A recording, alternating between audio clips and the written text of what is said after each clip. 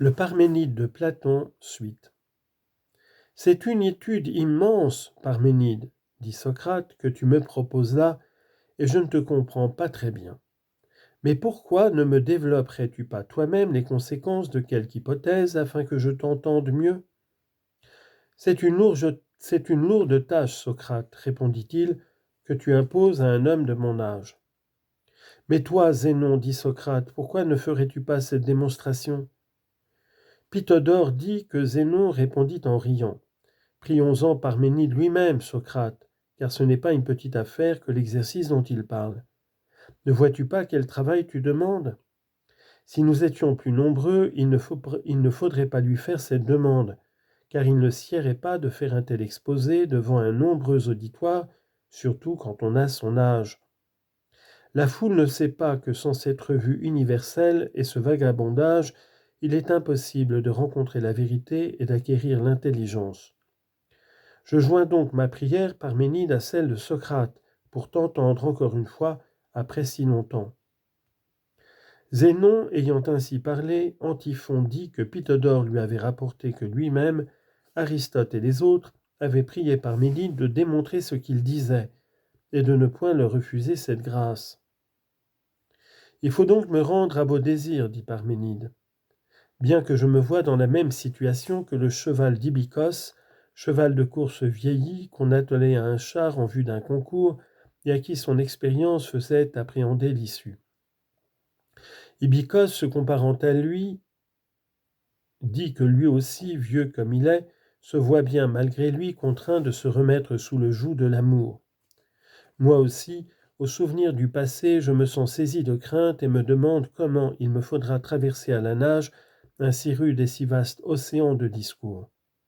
Cependant, il faut vous complaire, puisque, aussi bien comme dit Zénon, nous sommes entre nous. Maintenant, par où commencerons-nous, et quelle hypothèse ferons-nous d'abord ? Voulez-vous, puisqu'il vous plaît de jouer ce jeu laborieux, que je commence par moi-même et ma propre hypothèse, et qu'à propos de l'un en soi, je suppose qu'il existe, puisqu'il n'existe pas, et que j'examine ce qui en doit résulter ?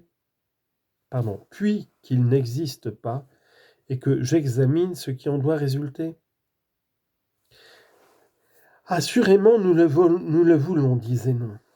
Alors, qui me répondra ? Demanda Parménide. Le plus jeune ? C'est lui en effet qui soulèvera le moins de difficultés et qui répondra le plus simplement ce qu'il pense, et puis je me reposerai à l'entendre répondre.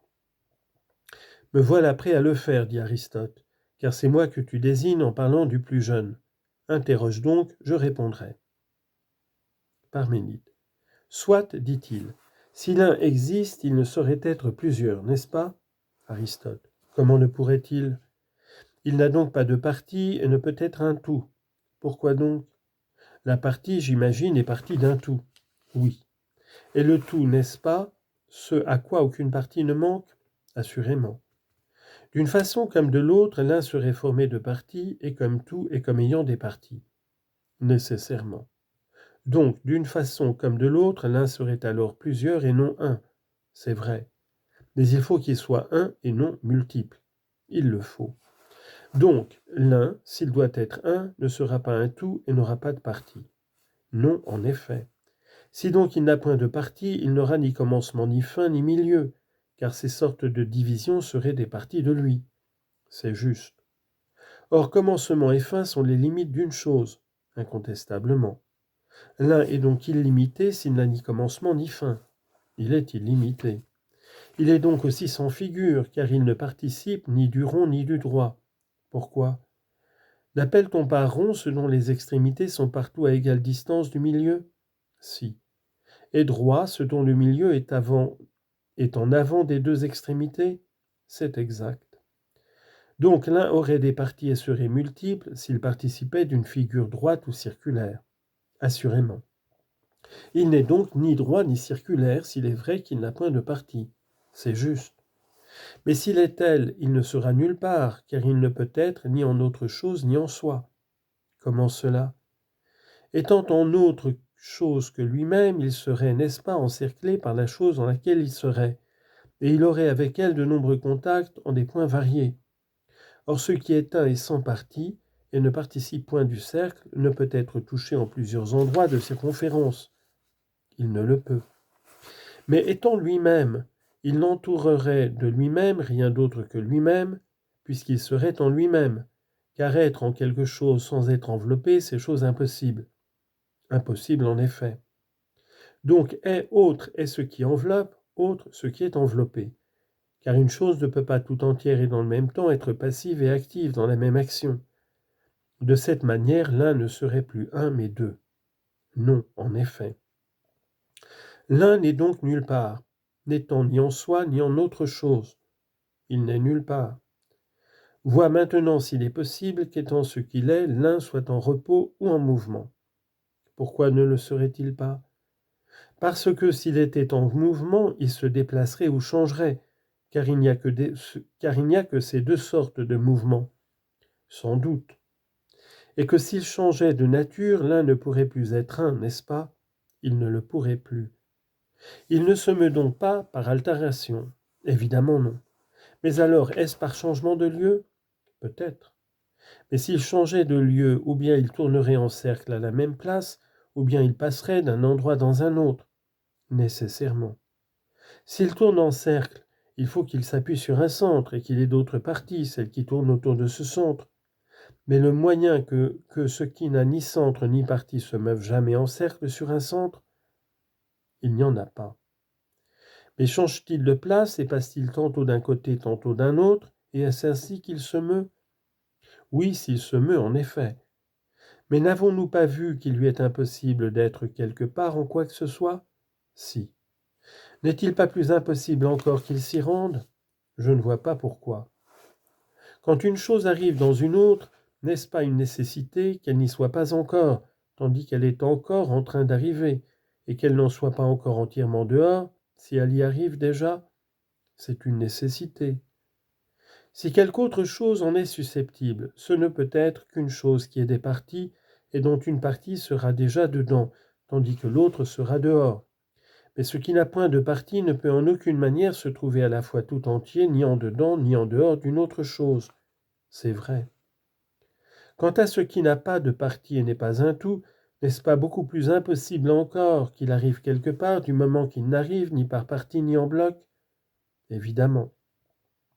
L'un ne change donc pas de place, ni en allant quelque part et en arrivant en quelque chose, ni en tournant sur place, ni en s'altérant. Il ne semble pas. L'un ne se meut donc d'aucune espèce de mouvement, d'aucune espèce. D'autre part, nous disons qu'il lui est impossible aussi d'être en quelque chose. Oui, nous le disons. Il n'est donc jamais non plus dans la même place. Pourquoi cela? Parce qu'il serait alors cela même où il serait en même place.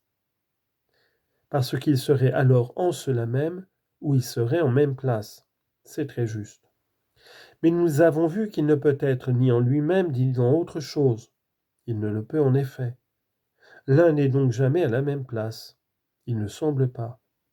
Mais ce qui n'est jamais à la même place n'a ni repos ni immobilité. Il ne saurait en avoir en effet. L'un donc, à ce qu'il semble, n'est ni en repos ni en mouvement. Il paraît que non. Il ne sera pas non plus le même qu'un autre, ni que lui-même, et d'un autre côté, il ne saurait être autre, ni que lui-même, ni qu'aucun autre. Comment cela? S'il était autre que lui-même, il serait autre que l'un et ne serait plus un. C'est vrai.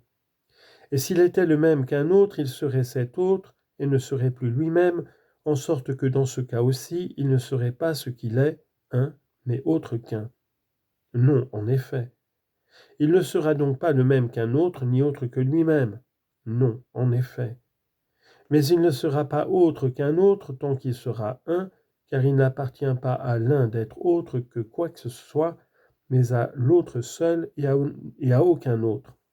C'est juste. Ce n'est donc pas par le fait qu'il est un qu'il sera autre. Es-tu d'un autre avis? Non, vraiment. Or s'il ne l'est point par cela, il ne le sera point par lui-même. Et s'il ne l'est point par lui-même, il ne le sera pas non plus lui-même. Mais lui-même n'étant autre en aucune façon, ne sera autre que quoi que ce soit. C'est juste. Et il ne sera pas non plus le même que lui-même. Pourquoi non? Parce que la nature de l'un n'est point celle du même. Quelle est la différence? C'est que lorsqu'une chose devient la même qu'une autre, elle ne devient pas une. Eh bien, que s'ensuit-il? Ce qui est devenu le même que plusieurs doit nécessairement devenir plusieurs et non pas un. C'est vrai. Mais si l'un et le même ne différaient en rien, quand une chose deviendrait la même, elle deviendrait toujours une, et quand elle deviendrait une, elle deviendrait la même. Sans aucun doute. Si donc l'un doit être le même que lui-même, il ne sera pas un avec lui-même, et ainsi tout en étant un, il ne sera pas un. Mais c'est chose impossible. Par conséquent, il est impossible à l'un et d'être différent d'un autre et d'être le même que lui-même. Impossible. Ainsi donc, l'un ne saurait être ni autre, ni le même, ni que lui-même, ni qu'un autre. Non, assurément. Il ne sera pas non plus semblable, ni dissemblable, ni à lui-même, ni à un autre. Pourquoi donc? Parce que ce qui est semblable, c'est ce qui a quelque caractère identique. Oui. Or nous avons vu que la nature du même est distincte de celle de l'un. Nous l'avons vu en effet. Mais si l'un a quelque caractère distinct de son unité, il deviendra plus qu'un, et cela est impossible. Oui. Il est donc absolument impossible que l'un ait le même caractère qu'un autre que lui-même. C'est évident. Il n'est donc pas non plus possible qu'il soit semblable à un autre ni à lui-même. Il semble que non. Il ne peut pas arriver non plus que l'un soit différent, car il lui arriverait ainsi d'être plus qu'un. En effet, plus qu'un.